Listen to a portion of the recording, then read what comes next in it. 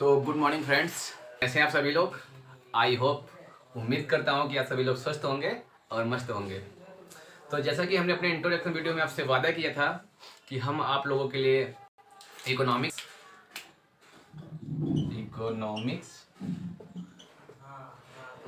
History, geography और polity या साथ में कुछ वनडे एग्जाम्स के लिए क्लासेस लेके आने वाले हैं, जिसमें से हम लोगों ने इकोनॉमिक्स की क्लासेस स्टार्ट कर दी है। तो आज हम बात करने वाले हैं यहाँ पर हिस्ट्री की। ठीक है, तो हिस्ट्री में हम आज किसी टॉपिक को ना स्टार्ट करते हुए सिर्फ और सिर्फ समझेंगे कि हिस्ट्री की पृष्ठभूमि क्या है या हिस्ट्री को किन कालखंडों में विभाजित करके हम अध्ययन करते हैं। तो आइए देखते हैं। तो हिस्ट्री, जिसमें सबसे पहला क्वेश्चन बनता है कि हिस्ट्री की उत्पत्ति कैसे हुई या हिस्ट्री जैसा शब्द हमारे सामने कैसे आया। तो इसमें हम देखते हैं कि एक यूनानी शब्द या ग्रीक शब्द हिस्टोरिया,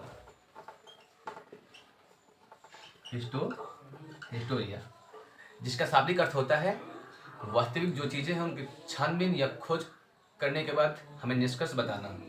जो ये हिस्टोरिया नामक शब्द है, इसका सर्वप्रथम प्रयोग एक इतिहासकार हुए जिनका नाम है हेरोडोटस।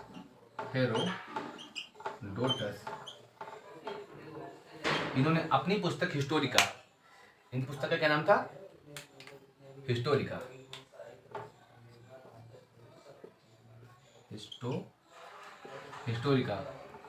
इसमें इन्होंने हिस्टोरिया जैसे शब्द का प्रतिपादन किया या प्रयोग किया, और हिस्ट्री जैसे सब्जेक्ट पर सर्वप्रथम पुस्तक हिस्टोरिका लिखी गई।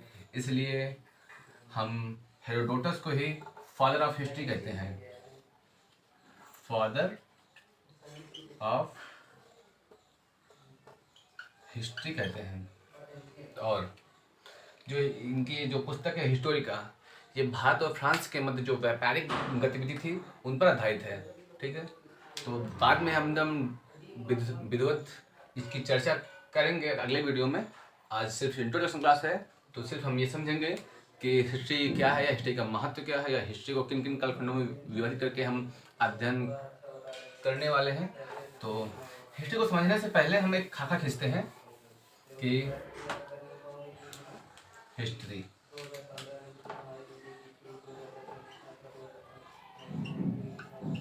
इसमें पहला क्वेश्चन निकल करता है कि हिस्ट्री क्या है। ठीक है,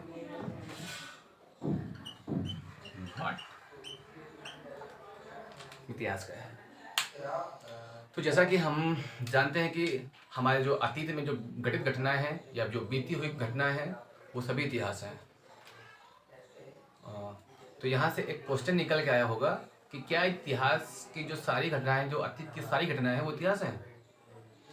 ऐसा नहीं है। अगर ऐसा है तो इतिहास बहुत लंबा चौड़ा हो जाएगा। वैसे भी हमारा इतिहास बहुत बड़ा है, क्योंकि हम पाषाण काल से लेकर अब तक इतिहास के अंतर्गत अध्ययन करते हैं।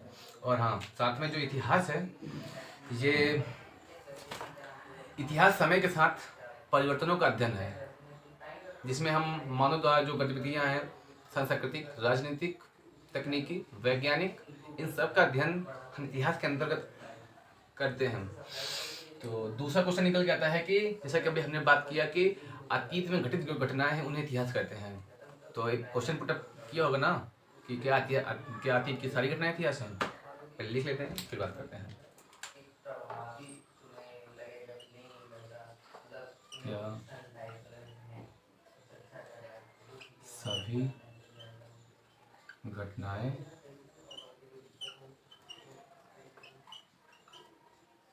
इतिहास है? तो ऐसा नहीं है। अगर ऐसा होगा तो इतिहास बहुत लंबा चौड़ा हो जाता है। हम उन्हीं घटनाओं को इतिहास मानते हैं जिनका हमें पुख्ता प्रमाण मिलते हैं। उन प्रमाणों में हम 3 फैक्टर्स लेते हैं। पहला फैक्टर पुरातात्विक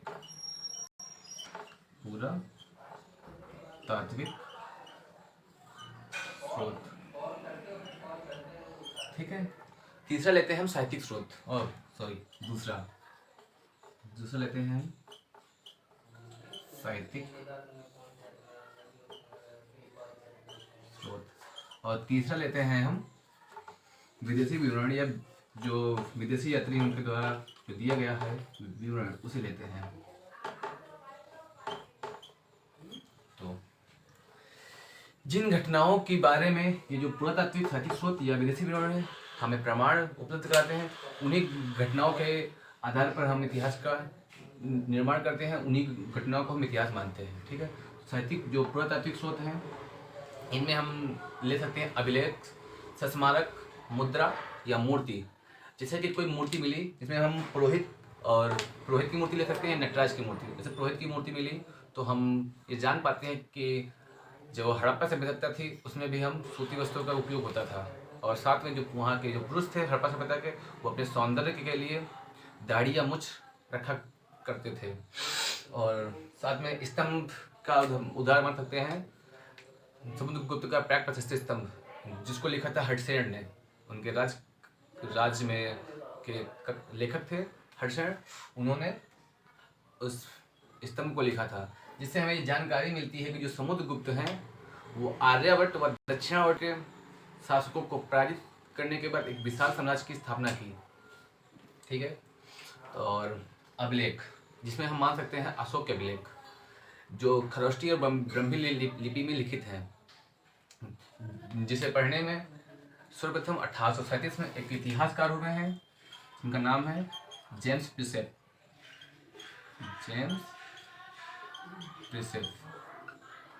इन्होंने अशोक के अभिलेखों को पढ़ने में सफलता हासिल की है, जिससे हमें जानकारी अशोक के समय की राजनीतिक, सामाजिक या सांस्कृतिक जो भी संगठन थे उनके बारे में एकदम विधिवत जानकारी मिलती है। तो दूसरा है साहित्यिक स्रोत। इतिहासकारों को साहित्यिक स्रोतों को लेकर एक विवाद है। उनका मानना है कि जो ये साहित्यिक स्रोत हैं, अर्थात जो हमारा जो इतिहास है वो सिर्फ और सिर्फ साहित्यिक स्रोतों पर ही आधारित है, क्योंकि अगर हम साहित्यिक स्रोतों से इतिहास का निर्माण करेंगे तो हम किसी एक पक्ष पर या एक दृष्टिकोण से इतिहास का निर्माण कर सकते हैं, क्योंकि जो ये साहित्यिक स्रोत हैं वो किसी धर्म विशेष से आधारित हैं। बट ये हमारे इतिहास की सबसे बड़ी गलती कहें या हानि कहें तो कि हमारा जो इतिहास है वो कहीं ना कहीं साहित्यिक स्रोतों पर ही आधारित है। तीसरा विदेशी विवरण, जिसमें हम मेगास्थनीज के इंडिका को ले सकते हैं, और 1333 में आए हुए मॉस्को के एक यात्री जिनकी पुस्तक है रिहाला, उस पुस्तक के लेखक का नाम है इब्न बतूता, उसको ले सकते हैं। ठीक है, तो तीसरा पॉइंट निकल के आता है यहाँ पर हमारे सामने कि इतिहास का महत्व क्या है। ठीक है, तो जब हम बच्चों से बात करते हैं तो पता चलता है कि इतिहास तो माँ विषय है। इतिहास is a very boring subject. इतिहास का हमारी लाइफ में क्या ही महत्व है। इतिहास का सिर्फ इतना ही महत्व है कि जब एग्जाम आए उससे एक महीने पहले या 10 दिन पहले हम जो एग्जाम में क्वेश्चन आने वाले हैं उन्हें सॉल्व करने के लिए जो कंटेंट है वो उतना याद कर लें या फैक्ट याद कर लें, बस इतना ही इतिहास है। बट नहीं, इतिहास यहाँ तक सीमित नहीं है। इतिहास का हमारी लाइफ में बहुत महत्व है, क्योंकि जो अतीत की जो सभ्यताएं हैं उनके बारे में जो जानकारी मिलती है वो इतिहास के माध्यम से ही मिलती है। अर्थात हम एक एग्जाम्पल ले सकते हैं यूपीएससी का। अगर हमें यूपीएससी को क्रैक करना है तो अगर हमें यूपीएससी का हिस्ट्री ही नहीं पता होगी तो यूपीएससी को कैसे क्रैक करेंगे। अर्थात अगर हमें यही नहीं पता होगा कि यूपीएससी में कौन सा सब्जेक्ट स्कोरिंग है या किस रैंक पर आईएएस मिलता है या किस रैंक पर पीसीएस मिलता है, जब तक हमें उसकी एकदम हिस्ट्री नहीं पता होगी तो हम यूपीएससी को क्रैक नहीं कर सकते हैं। तो ऐसे ही तो हम कह सकते हैं कि इतिहास जो है मानव को बुद्धिमान या परिपक्व या अनुभवी बनाता है। अर्थात हम ये भी कह सकते हैं कि इतिहास जो है अतीत की आधारशिला पर वर्तमान और भविष्य का जो निर्माण करने के लिए मानव को सक्षम बनाता है। ठीक है, तो इतिहास में हम एकदम इतिहास का जो परिवर्तन है ना एकदम क्रमिक है। इतिहास का अध्ययन करेंगे तो हमें पता चलेगा कि जो पाषाण काल से लेकर अब तक एकदम क्रमिक परिवर्तन हुआ है। जैसे कि पहले पाषाण युग था, फिर ताम्र युग आया जलवायु तकनीकी परिवर्तन के कारण। उसके बाद जब हम लोगों ने तांबा और टीन को मिलाकर कांसे जैसे धातु का निर्माण किया तो कांस्य युग स्टार्ट हुआ, जिसमें हम मान सकते हैं हड़प्पा सभ्यता को।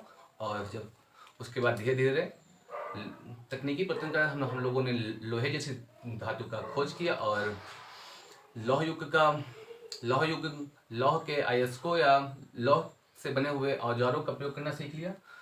जब तो हमारा जो कृषि उत्पादन है उसमें अधिशेष हुआ। जब कृषि उत्पादन में अधिशेष हुआ तो उसे तो सबको दबाकर एक मुख्य तंत्र का उद्भव हुआ। जो मुख्य तंत्र का उद्भव हुआ वो धीरे धीरे एक साम्राज्य में विस्तृत हो गया।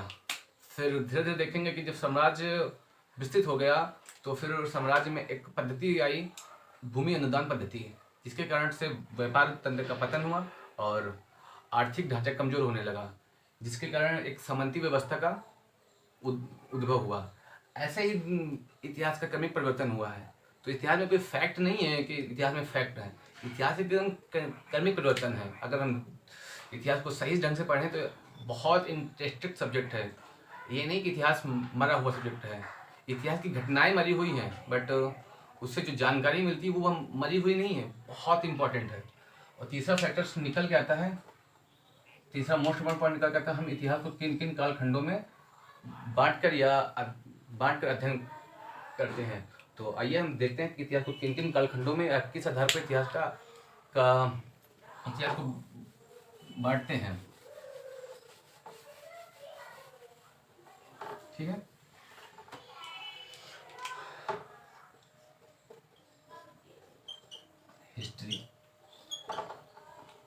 हिस्ट्री को हम जलवायु परिवर्तन, तकनीकी परिवर्तन या जीवाश्म परिवर्तन, इनके आधार पर इतिहास को हम, ये सांस्कृतिक परिवर्तन, इन फैक्टर्स के आधार पर हम इतिहास को पहले तीन खंडों में विभाजित करते हैं।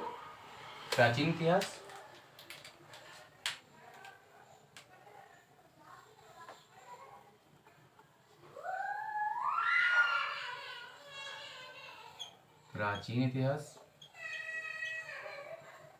जो प्रारंभ से लेकर 1206 ईस्वी तक होता है। उसके बाद स्टार्ट होता है मध्यकालीन इतिहास।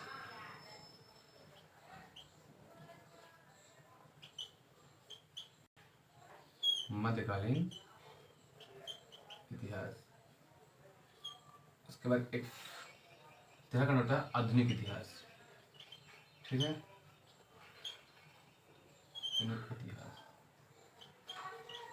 इतिहास का एक और खंड होता है जिसे कहते हैं आज़ादी के बाद भारत, अर्थात जब 1947 के बाद जो अब तक का अध्ययन है, हम आज़ादी के बाद भारत में उसका अध्ययन करते हैं।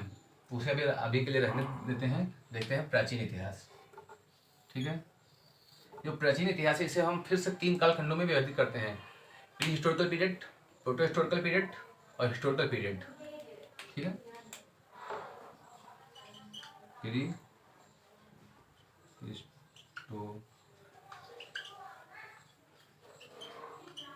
हिस्टोरिकल पीरियड,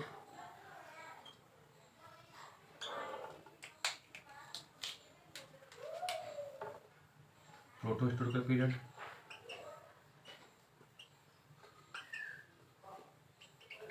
हिस्टोरिकल पीरियड और हिस्टोरिकल पीरियड। हिस्टोरिकल पीरियड, जैसे जो ये प्री हिस्टोरिकल पीरियड है, इसमें हम मान सकते हैं पाषाण काल या ताम्र पाषाण काल को, क्योंकि उस समय तक हमारे जो आदि मानव या हमारे जो पूर्वजों ने किसी प्रकार की लिपि का प्रयोग करना नहीं सीख पाए थे। और जो ये प्रोटो हिस्टोरिकल पीरियड है, इसमें हम मानते हैं कांस्य युग को, कांस्य युग अर्थात हड़प्पा सभ्यता को, जिस समय हमारे जो पूर्वज हैं या आदि मानव हैं या कांस्य युग के जो लोग हैं, उन्होंने एक लिपि का प्रयोग करना तो सीख लिया था, बट उसे आज तक पढ़ने में सफलता हासिल नहीं हुई है। तो प्रोटो हिस्टोरिकल पीरियड के बारे में हमें सिर्फ और सिर्फ पुरातात्विक स्रोतों से ही जानकारी मिलती है, और जबकि और साथ में जो प्री हिस्टोरिकल पीरियड है इसके बारे में भी हमें सिर्फ पुरातात्विक स्रोतों से ही जानकारी मिलती है। जबकि जो हिस्टोरिकल पीरियड है ये स्टार्ट होता है वैदिक काल से, जब हम लोगों ने एक लिपि का प्रयोग करना सीख लिया था। तो हमें हिस्टोरिकल पीरियड के जो समय की जो जानकारी है वो हमें साहित्यिक स्रोतों के साथ साथ पुरातात्विक स्रोतों से भी मिलने लगती है। फिर हम जो प्री हिस्टोरिकल पीरियड है इसे फिर से 2 कालखंडों में विभाजित करते हैं, एक स्टोन पीरियड और दूसरा विभाजित करते हैं हम कॉपर पीरियड, ताम्र पाषाण काल, कॉपर एज। ठीक है,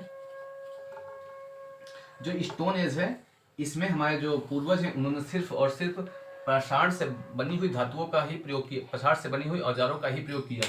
जबकि जो कॉपर एज है इसमें पाषाण के साथ साथ उन्होंने तांबे की भी औजारों का प्रयोग करना सीख लिया था। ठीक है। फिर जो ये स्टोन एज है इसे हम फिर से 3 कालखंडों में विभाजित करते हैं, पूरा पाषाण काल, मध्य पाषाण काल और नव पाषाण काल।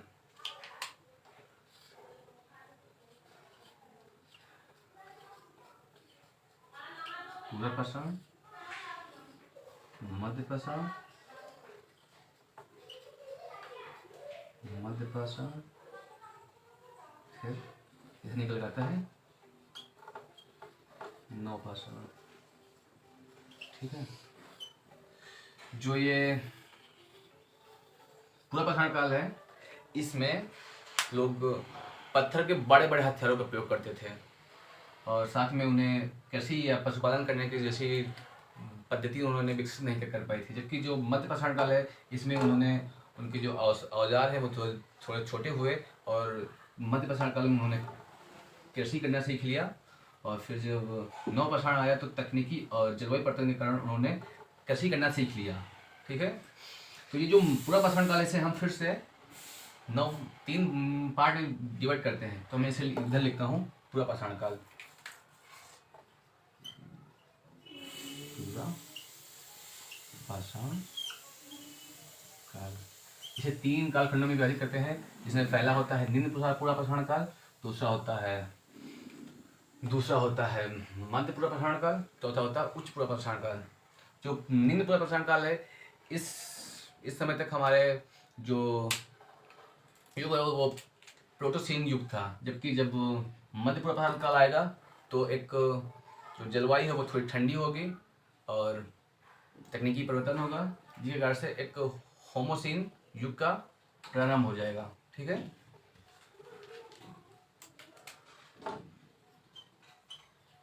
निम्न पूरा पाषाण काल, मध्य पाषाण, मध्य पूरा पाषाण काल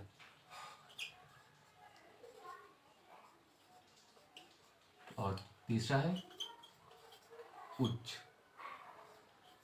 पूरा, शॉर्ट टर्म लिख देते हैं उच्च पूरा पाषाण काल। ठीक है। तो अभी तक देखे होंगे कि हमने इनमें कोई टाइम पीरियड नहीं डाला है। तो और जैसा कि इतिहास है जब तक टाइम पीरियड नहीं होता तो इतिहास का कोई महत्व नहीं होता है। ठीक है। तो इसमें हम टाइम पीरियड डालते हैं, ऊपर से नीचे डालते हैं। चलो, जो ये निम्न पूरा पाषाण काल है ये 5 लाख, ये प्रारंभ से लेकर 50,000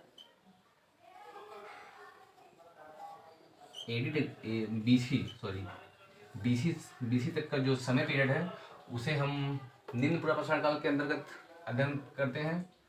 और फिर जो ये मध्य पूरा पाषाण काल है उसे हम 50,000 से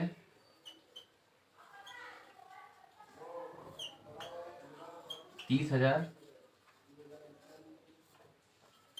बीसी तक का जो समय है वो हम मध्य पूरा पाषाण काल के अंतर्गत अध्ययन करते हैं। और उसके बाद जो 30,000 से 30,000 टू 10,000 का समय है उसे हम उच्च पूरा पाषाण काल के अंतर्गत अध्ययन करते हैं।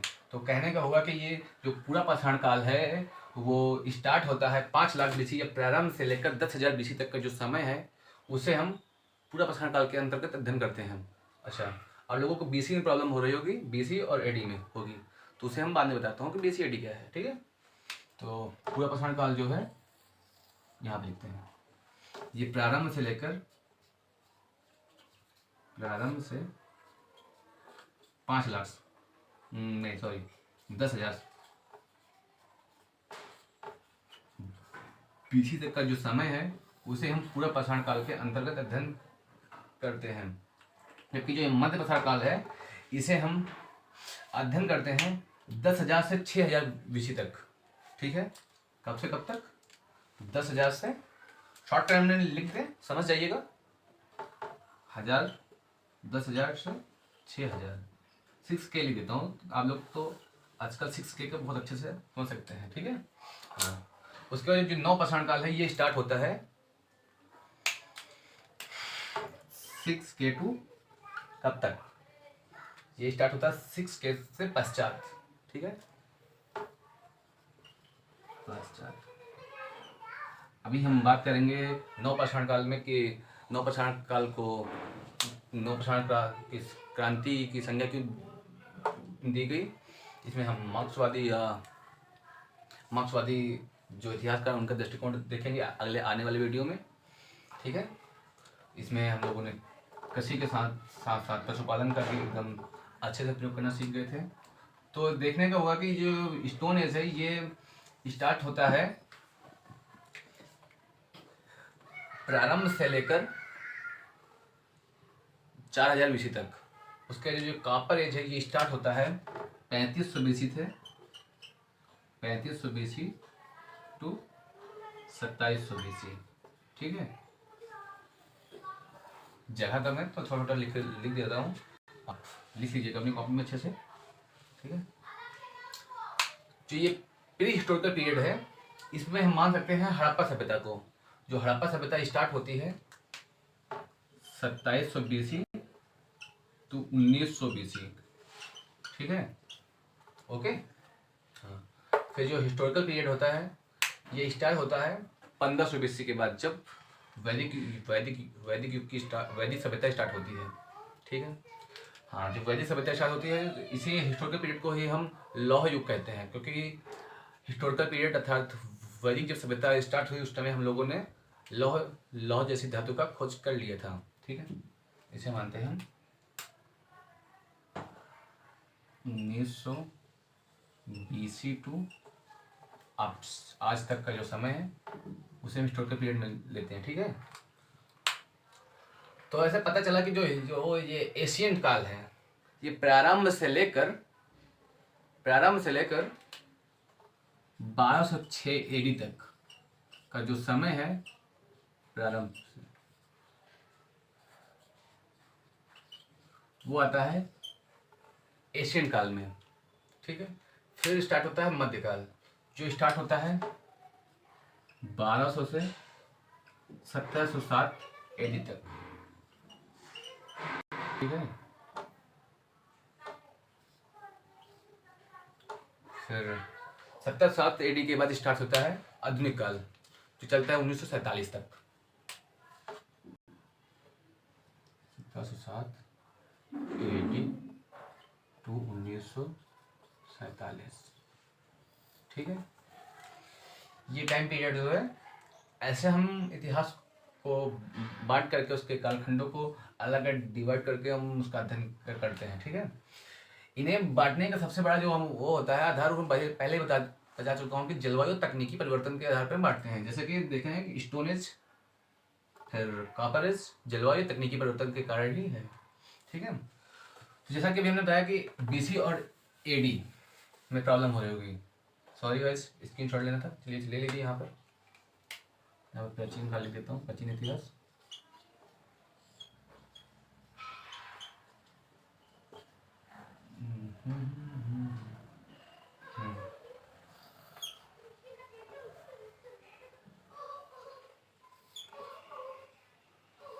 ठीक है, ले लीजिए।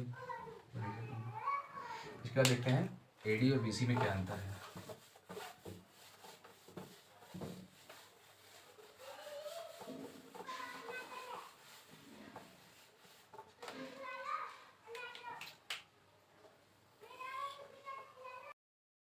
देखते हैं,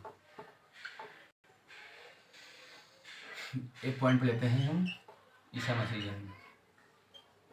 ईसा मसीह ये जो है इसे हम ग्रेगोरियन कैलेंडर के उस हिसाब से मापते हैं। जो जो ईसा मसीह का जन्म है इससे पहले का जो समय है उसे हम माइनस में काउंट करते हैं, जबकि ईसा मसीह के जन्म के जो बाद का समय है उसे हम प्लस में काउंट करते हैं, ठीक है। जैसा कि एक उदाहरण समझते हैं कि ईसा मसीह के जन्म से 583 वर्ष पूर्व महात्मा बुद्ध का जन्म हुआ था। कितने वर्ष पूर्व? 583 वर्ष पूर्व महात्मा बुद्ध का जन्म हुआ था। और ईसा मसीह के जन्म से 463 वर्ष पूर्व, ठीक है, महात्मा बुद्ध की मृत्यु हो गई थी। तो हम लोगों ने माइनस में काउंट किया, इधर चलेंगे तो माइनस में चलेंगे, इधर चलेंगे तो प्लस में चलेंगे। जैसे यहाँ पे होगा 1500, नहीं सॉरी 500, फिर होगा 1000, फिर होगा 1500, फिर होगा 2000। जबकि ईसा मसीह के जन्म के बाद हम काउंट करते हैं 500, 1000, ठीक है, 1500, 2000, ठीक है, ऐसा ऐसा काउंट करते हैं। तो जो ईसा मसीह का जन्म है उससे पहले का जो टाइम पीरियड है उसे हम बीसी से डिनोट करते हैं, अर्थात बीसी का फुल फॉर्म होता है before the birthday of Jesus, Isa Masih के जन्म से पहले का समय। जबकि ईसा मसीह के जन्म के जो बाद का समय है उसे हम एडी से डिनोट करते हैं, एडी से, जिसे कहते हैं हम एनो डोमिन, ठीक है, जिसका अर्थ होता है in the year of Lord, अर्थात इतने साल पहले ईसा मसीह का जन्म हुआ था, एडी का मतलब, ठीक है। इसे ही हम कह सकते हैं सी कॉमन एरा, ठीक है, और इसे कह सकते हैं हम बिफोर कॉमन एरा।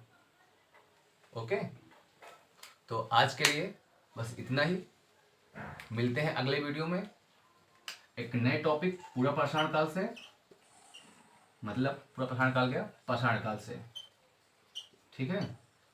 तो स्वस्थ रहिए, मस्त रहिए, पढ़ते रहिए।